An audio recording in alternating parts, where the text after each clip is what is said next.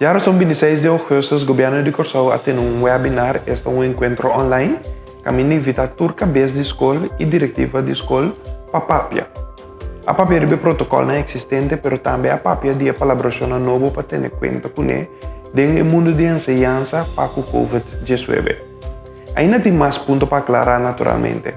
pero a palavra que te queda informar outro sobre o último desenvolvimento que tu vai e impacto na COVID lo portin riba nosso mundo de enseñanza.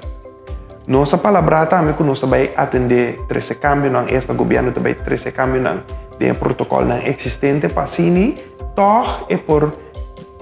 você topa com e prática na real que tu toma lugar dentro do mundo de enseñanza para o COVID-19. E uma vez que cambio toma lugar, mes ora o governo de Curaçao está repartir essa aqui também para toda instância, para toda escola, para toda diretiva de escola, para se não porque de informar de como actuar em caso que qualquer situação apresentar para o COVID-19 dentro de uma escola.